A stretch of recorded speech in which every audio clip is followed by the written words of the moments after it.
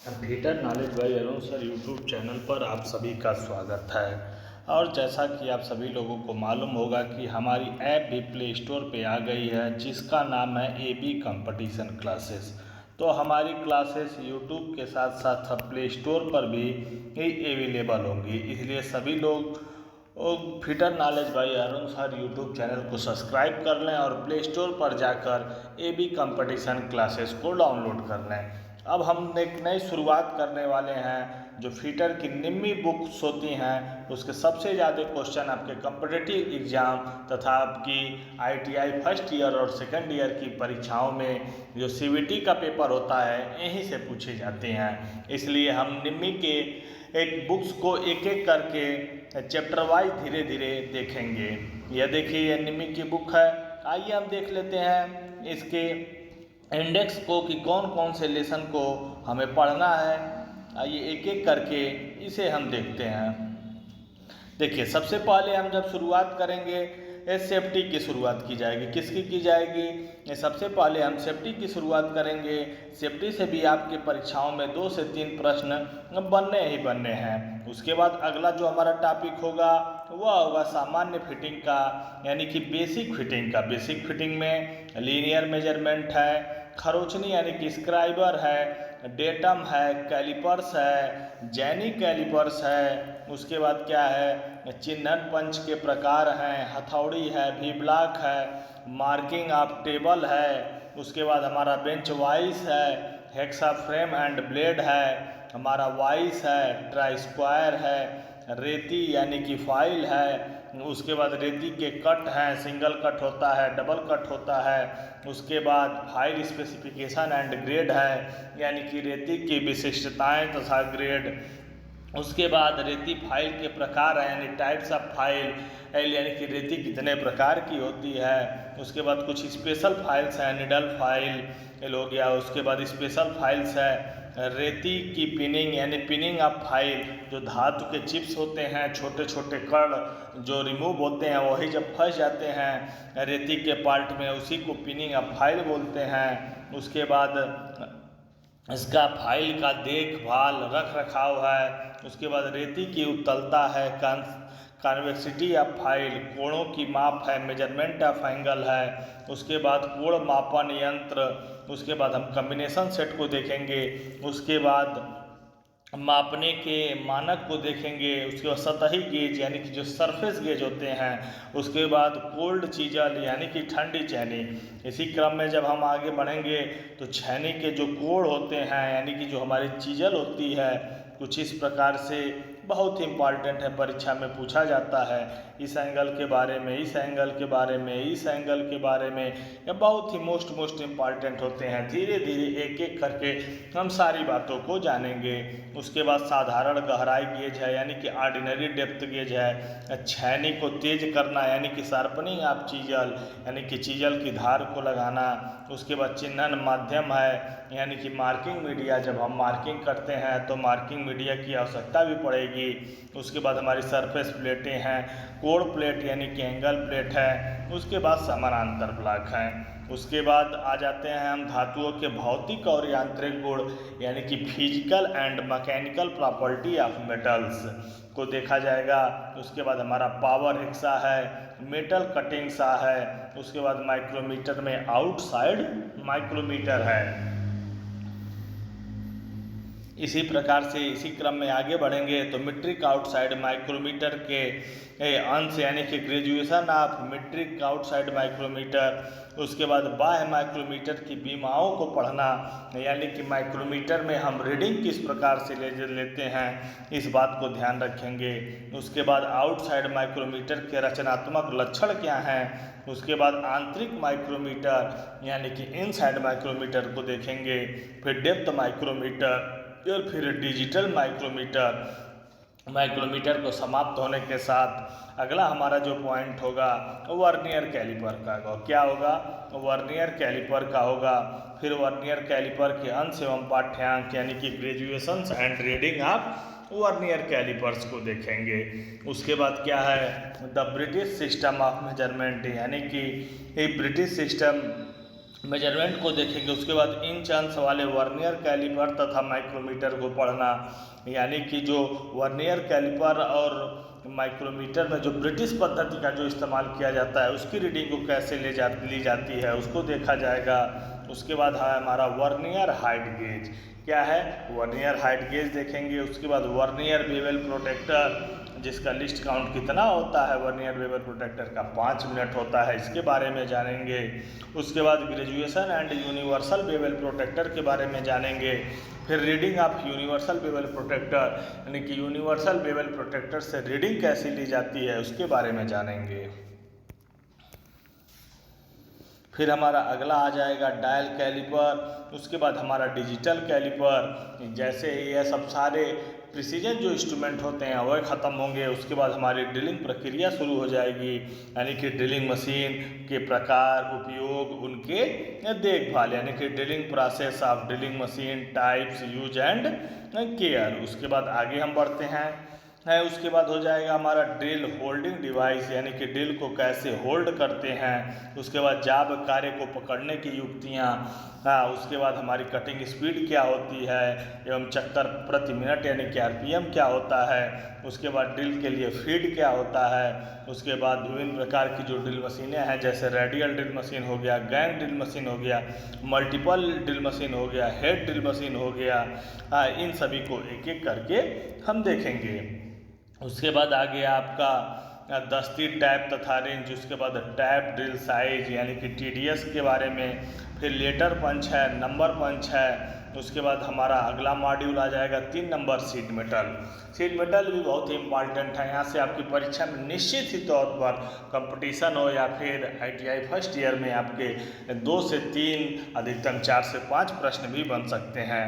आइए इसमें देखते हैं इसमें क्या क्या हमें पढ़ना होगा अपने सिलेबस के अकॉर्डिंग। पहला हो जाएगा चादर धातु कार्यशाला में सुरक्षा के पूर्व उपाय, यानी कि सेफ्टी प्रिकॉशंस इन सीट मेटल वर्कशॉप। उसके बाद इसकी सामान्य सुरक्षा और सावधानियां देखा जाएगा।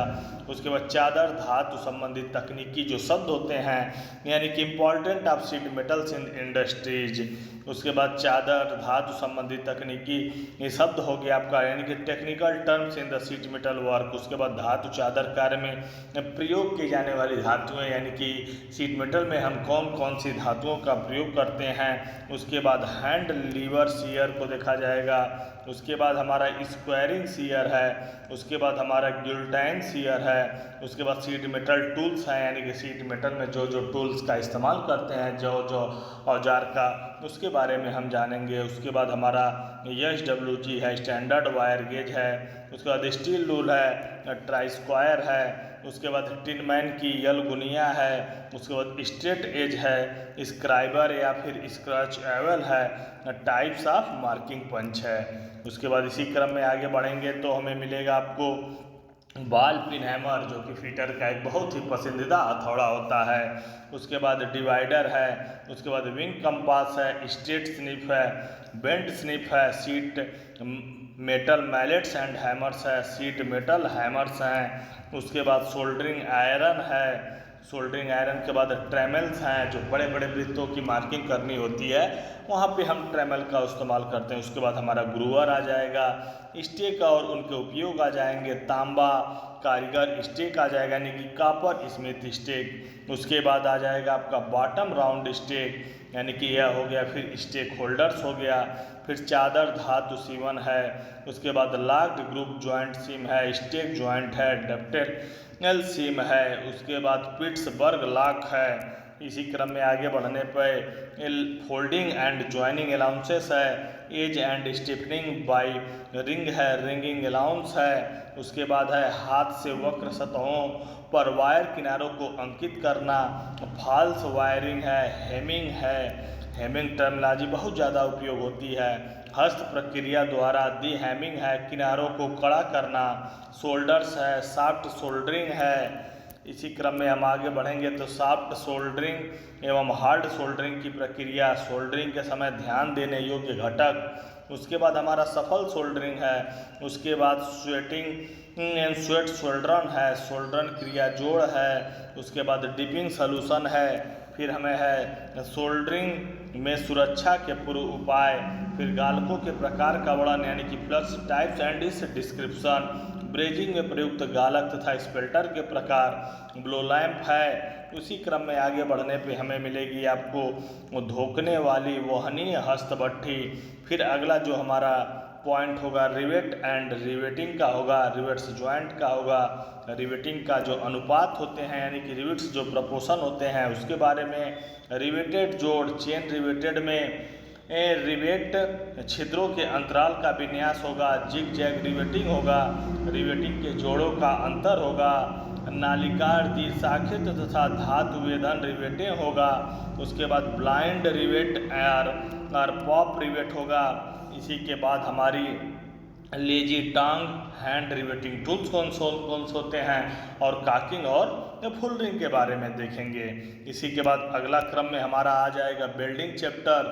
वेल्डिंग चैप्टर में सबसे पहले वेल्डिंग से संबंधित जो सेफ्टी होती है उसके बारे में जानेंगे। फिर हमारा वेल्डिंग संयंत्रों को संचालित करने के लिए सुरक्षा सावधानियां क्या होती हैं, आर्क वेल्डिंग के दौरान सुरक्षा और सावधानियां क्या होनी चाहिए। फिर हमारे सुरक्षा उपकरण में वेल्डिंग में इसका उपयोग, गैस वेल्डिंग उपकरण और सामान, आर्क वेल्डिंग की मशीन और उसके सामान, एसी वेल्डिंग ट्रांसफार्मर और welding generator, DC arc welding में ध्रुवता यानी कि पोलैरिटी, आर्क की लंबाई तथा उसका प्रभाव, वेल्डिंग की गलतियां यानी कि फॉल्ट्स इन arc welding, welding hand tools, arc welding accessories. फिर अगला आ जाएगा हमारा हैमर। उसके बाद वेल्डिंग प्रक्रिया के प्रकार और उपयोग, आर्क वेल्डिंग करने की विधि और सिद्धांत, मटेरियल तैयार करने की विधि। इसके बाद हमारा आ जाएगा वेल्डिंग का विवरण, फ्यूजन दाबन। उसके बाद वेल्डिंग प्रक्रिया है वेल्डनिंग प्रोसेस। उसके बाद आ जाएगा हमारा परिरक्षित धातु आर्क वेल्डिंग तथा CO2 वेल्डिंग में मुख्य अंतर के बारे में। फिर वेल्डिंग प्रक्रिया का चुनाव, फिर HP एंड LP वेल्डिंग उपकरणों का विवरण, सिद्धांत और कार्य करने की विधि। फिर गैस वेल्डन और फूकनी प्रकार और निर्माण। फिर हमारा आ जाएगा वेल्डिंग ज्वाइंट के प्रकार। फिर उसके बाद हमारा आ जाएगा वेल्डिंग के दौरान वेल्ड जोड़ में मून अंतराल और चाबी छिद्र का प्रयोजन, फिर किनारा बनाना, फिर बेसिक वेल्डिंग द्वारा सही स्थिति में जोड़ना। उसके बाद गैस और गैस सिलेंडर का विवरण, प्रकार और उपयोग। ऑक्सीजन गैस सिलेंडर, जैसे सभी लोगों को मालूम होगा ऑक्सीजन गैस सिलेंडर का रंग ब्लैक होता है, बहुत ज़्यादा पूछा जाता है। एसिटिलीन का मैरून होता है। उसी आगे देखेंगे विलीन एसिटिलीन गैस सिलेंडरों के लिए सुरक्षा नियम। उसके बाद आर्क वेल्डिंग मशीन के मापदंड स्थापित करना, आर्क वेल्डन जो इलेक्ट्रोड का होता है, फिर इलेक्ट्रोड की कोडिंग BIS, AWS और BS के अनुसार, इलेक्ट्रोड के चयन और भंडारण के बारे में। फिर हमारा कटिंग टार्च का उपयोग करने के विधि, विवरण और भाग, क्रिया तथा उपयोग, ऑक्सी एसिटिलीन कर्तन उपकरण, ऑक्सी एसिटिलीन हस्तकर्तन, अंतःवेदी छिद्र और प्रोफाइल कर्तन। फिर गैस कर्तन प्रक्रम में सुरक्षा, गैस कटिंग में सामान्य गलित, फिर gas cutting machine oxy acetylene के बारे में। इतना जो है प्रमुख है हमारे यह है 1/4 पार्ट था इसका। कितना था यानी कि निम्मी की जो हमारी बुक आती है, समझ लीजिए यह हमारी निम्मी के जो बुक है उसका पार्ट फर्स्ट था। पार्ट फर्स्ट में हम इतने टॉपिक्स की चर्चा करेंगे मूलतः, यानी कि जो कि लगभग 60 से 80 दिन के आसपास लगेंगे। लगभग कितने दिन लग जाएंगे, 60 से 80 दिन लग जाएंगे। फिर इसकी इसी तरह से पार्ट 2 की चर्चा करेंगे, फिर पार्ट 3, पार्ट 4, यानी कि निम्मी की बुक को हमने 4 भाग में बांटा है। पहले भाग में इतने टॉपिक्स की चर्चा की जाएगी और यह बेसिक होता है। बेसिक से आपकी परीक्षाओं में अगर कहीं भी 100 प्रश्न आते हैं, कितने प्रश्न आते हैं, अगर 100 प्रश्न आते हैं तो एकदम बिल्कुल ही बिल्कुल यहाँ से आपके कोई भी कंपटीशन एग्जाम में 30 से 35 प्रश्न यहीं से होंगे। लगभग 30 बेसिक होता है यहाँ से, इसलिए बेसिक से बहुत अधिक क्वेश्चन पूछा जाता है। परीक्षा में पूछे जाने की इसकी संभावना अब प्रबल होती है। इसलिए आप लोग बेसिक पे अधिक ध्यान दिया करें। बेसिक से बहुत सारे प्रश्न आपकी परीक्षाओं में पूछे जाएंगे। यह हमारी एक इंट्रोडक्शन की क्लास थी। अब अगली क्लास से हम सेफ्टी से शुरुआत करेंगे। सेफ्टी की क्लास लगभग 2 से 3 दिन 4 दिन तक चल सकती है। उसके बाद हम आगे इसी क्रम में आगे बढ़ेंगे।